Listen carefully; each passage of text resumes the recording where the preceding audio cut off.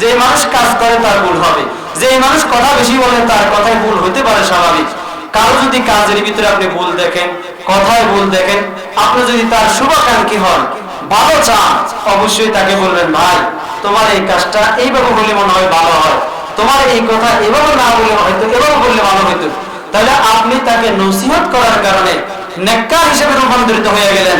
আর গীবত করার কারণে জেনার গুনার চাইতেও মারাত্মক গুনাহ আপনার আমলনামা আল্লাহ উঠিয়ে দিবেন।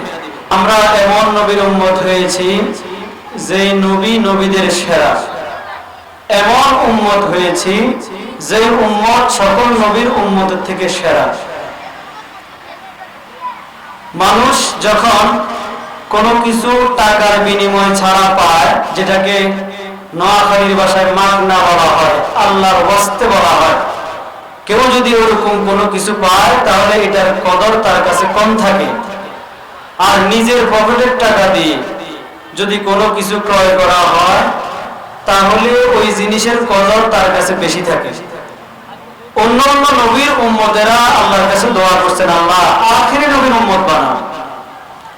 অসংখ্য অগণিত নবী রাসূলরা দোয়া করছেন, আল্লাহ আখিরি নবী বানাও, নবী যদি না হইতে পারি তবে আখিরি নবীর উম্মত হিসেবে আমাকে দুনিয়াতে প্রেরণ করো। একজন নবী ছাড়া আর বাকি কারো দোয়া আল্লাহ কবুল করে নাই। আমি আপনি জীবনে কখনো এই কথাও বলি নাই আল্লাহ নবী বানাও, কখনো আবদার করি নাই আল্লাহ আখিরি নবীর উম্মত বানাও।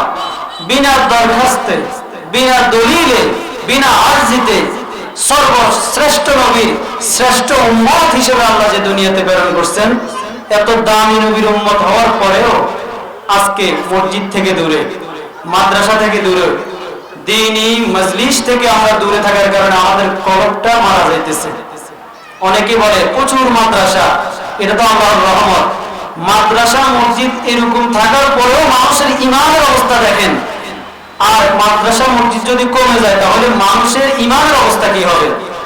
এই কথা কখনো বলে না। এত সাহাবগান কেন, এত হাসপাতাল কেন, এইগুলা বলে না। শুধু মাদ্রাসা নিয়ে কিছু মানুষের অ্যালার্জি থাকবে, কারণ আল্লাহ রাব্বুল আলামিন বলছেন, আমি একমাত্র তাদের অন্তরের ভিতরে রহমত দান করি যাদেরকে আমি আল্লাহ হেদায়েত প্রাপ্ত হিসেবে ঘোষণা করি। কিছু কিছু মানুষ আছে গুনাহ করতে করতে তার কলবটা ময়লাযুক্ত হয়ে যায়। এই কারণে এক পর্যায়ে দেখবেন আপনাকে দর্জিওয়ালা বলে দেয় বা জামা কাপড় যেখানে আপনি ধুতো করার জন্য দেন, ওই ব্যক্তি অনেক চেষ্টা করার পরেও আপনার জামা থেকে ময়লা উঠাইতে পারে না। বলে যে ভাই এমন দাগ পড়ছে, এটা তো উঠানো যাইতেছে না।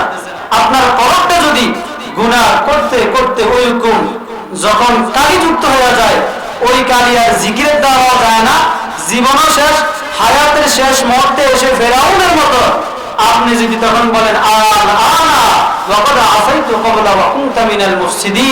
আপনি তখন যদি মুসার রবকে বলেন, হারুনের রবকে বলেন, বিশ্বনবীর রবকে বলেন যে আল্লাহ আমি তওবা করতেছি, আমি আর খারাপ কাজ করব না, মিথ্যা কথা বলবো না, মানুষের গীবত শিকায়ত করব না।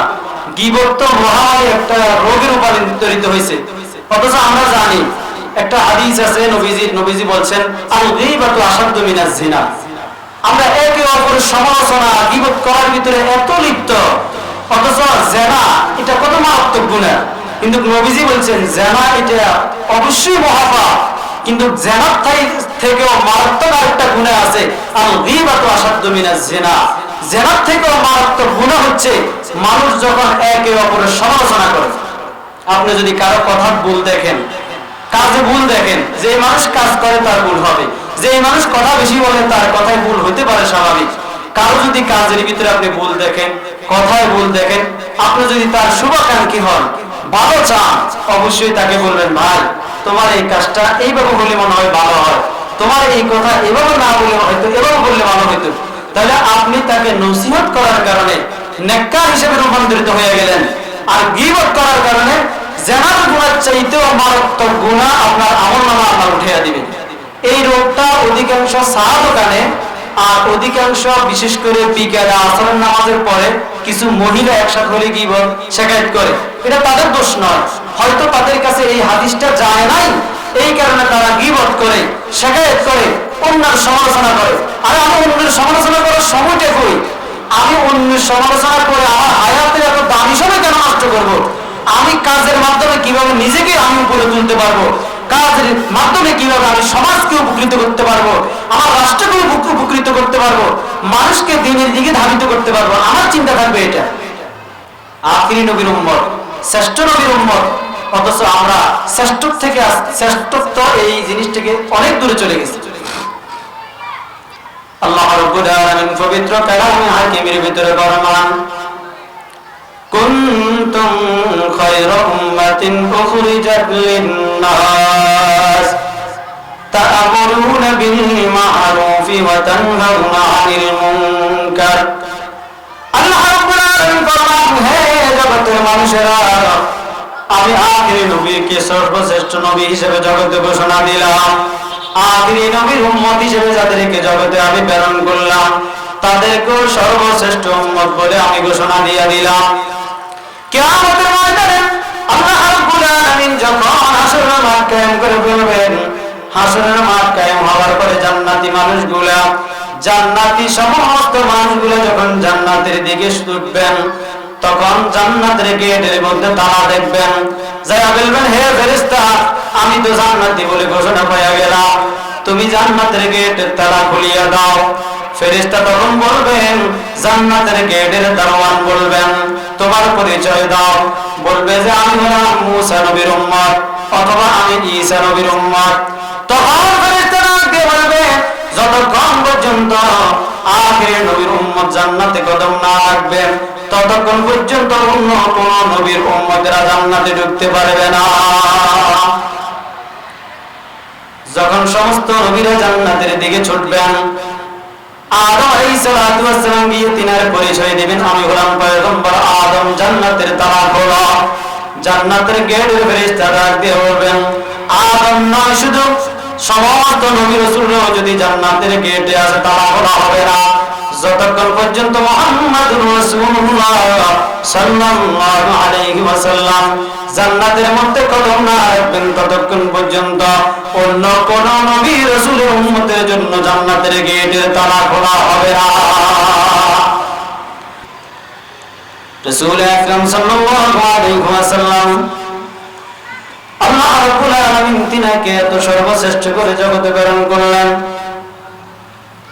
আল্লাহর নবী সরকারে দো আলম যখন মক্কার ঘুরে ঘুরে ঘুরে মক্কার মধ্যে যখন কালিমা দাওয়াত দিতেছেন, গায়রুল্লাহর ইবাদত করা যাবে না, গাছের পূজা করা যাবে না, মাছের পূজা করা যাবে না, তুলসী গাছ আমার পূজনীয় নয়, সূর্য আমার পূজনীয় নয়, একমাত্র আসমানের মালিক যিনি, জমিনের মালিক যিনি, কুল কায়নাতের মালিক যিনি, ইন্না সালাতি ওয়া নুসুকি ওয়া মাহইয়ায়া ওয়া মামাতি লিল্লাহি রাব্বিল আলামিন। নামাজ একমাত্র আমার রবের জন্য, রোজা একমাত্র রবের জন্য, জিকির একমাত্র রবের জন্য, দান সদকা একমাত্র রবের জন্য। আর জীবনের শুরু থেকে শেষ পর্যন্ত যত আমল, যত ইবাদত আছে না কেন, সকল কিছু একমাত্র আমি আমার রবের জন্য কোরবানি দিলাম। আল্লাহর হাবিব যখন ঘুরে ঘুরে এরকম কালিমার দাওয়াত দিতেছেন, মক্কার আবু জাহেল, আবু সুফিয়ান, উতবা, শাইবা, কাফেরের দলেরা ঘুরে ঘুরে বলতেছে, মুহাম্মদ পাগল হয়ে গেছে, মুহাম্মদ হলো মাজনুন। হে মক্কার মানুষেরা, মুহাম্মদের কাছে তোমরা যাইও না, মুহাম্মদ হলো পাগল। আল্লাহ নবী সরকার বারাম জনাব মুহাম্মদুর রাসূলুল্লাহ সাল্লাল্লাহু আলাইহি ওয়াসাল্লামের দাওয়াতি কাজকে বন্ধ করার জন্য মক্কার আবু জাহেল মিটিং করতেছে, তার সঙ্গ পাঙ্গগুলোকে নিয়ে কিভাবে মুহাম্মদকে পাগল সাব্যস্ত করা যায়, মুহাম্মদের কাছে মানুষ যেন যাইতে না পারে, কিভাবে দূরে রাখা যায়, এরকম চক্রান্ত করতে করতে এক পর্যায়ে পূর্ণিমার রাত্রিতে যখন তারা আবুল কুবাইস পাহাড়ের পাশে বসে বসে যখন চক্রান্ত করতেছেন, আল্লাহর নবী যখন পাহাড়ের পাশ দিয়ে হেঁটে যাইতেছেন রাত্রির বেলা, পূর্ণিমার রাত্রি ছিল, নবীজি নজরে পড়ে দেখলেন আবু জাহেল, আবু সুফিয়ান, মক্কার বড় বড় কাফেররা বসে বসে তারা ইসলামকে কিভাবে ধ্বংস করা যায়, মুহাম্মদকে কিভাবে পাগল সাব্যস্ত করা যায়, মুহাম্মদের কালিমার দাওয়াতকে কিভাবে বন্ধ করা যায়, এরকম মিটিং তারা করতেছেন। আল্লাহর নবী তাদের সামনে দিয়ে যখন হেঁটে যাইতেছিলেন, আবু জাহেল ডাক দিয়ে বলে, মুহাম্মদ, তুমি তো বলতেছো তুমি নাকি নবী, তোমার দুনিয়াতে কত না মুআজিজা দেখলাম, কত জাদু দেখলাম, যত কিছু দেখাইছো সব তুমি দুনিয়াতে দেখাইছো, আসমানে তো আজ পর্যন্ত কিছু দেখাইতে পারো নাই। হে মুহাম্মদ, আমি আবু জাহেল ঘোষণা দিতেছি, তুমি যদি আজকে এই পূর্ণিমার রাত্রে চাঁদটাকে তোমার শাহাদাত আঙ্গুল দিয়ে যদি ইশারা করে দুইটা টুকরা করতে পারো, তাহলে আমি আবু জাহেল কলমা পড়ে মুসলমান হয়ে যাব। আল্লাহর নবী তো খুশিতে আত্মহারা। আল্লাহর নবী সঙ্গে সঙ্গে আবু কুবাইস পাহাড়ের পাশে দাঁড়িয়ে শাহাদাত আঙ্গুল দিয়ে ইশারা করলেন। চাঁদটা, এই পূর্ণিমার রাত্রে চাঁদটা মধ্যখানে দুইটা ভাগ হইয়া এক টুকরা আবু কুবাইস পাহাড়ের এক পাশে চলে যায়, আর এক টুকরা আবু কুবাইস পাহাড়ের অন্য পাশে চলে যায়। আবু জাহেল, আবু সুফিয়ান সহ অন্য কাফের বাহিনী যখন এই দৃশ্য দেখলো, কালেমা তো পড়লোই না, বরং মুহাম্মদকে জাদুকর বলা শুরু করলো। হে মুহাম্মদ, এতদিন দেখতাম, এতদিন জানতাম, এতদিন বুঝতাম তুমি একজন জাদুকর, এখন বুঝতে পারলাম তুমি সাধারণ কোনো জাদুকর নয়, তুমি হলে বড় জাদুকর। তোমার জাদু দুনিয়াতে নয়, আসমান পর্যন্ত ঠেকে গেছে। জাদু বলে দেখা আখ্যায়িত করছে, কলমা পড়ে মুসলমান হয় নাই।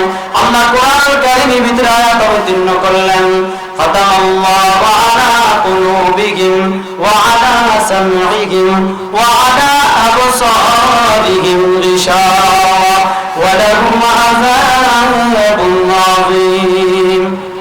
আল্লাহ বলেন, হে জগতের মানুষেরা, আমি তাদের অন্তরের ভিতরে সিল মেরে দিয়েছি।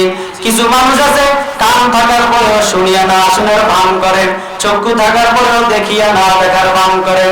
আমি আল্লাহ তাদের দিলের ভিতরে এমন ভাবে মোহর মেরে দিলাম, কোরআনের দাওয়াত তাদের কাছে যাওয়ার পরেও তারা হেদায়েত গ্রহণ করবে না।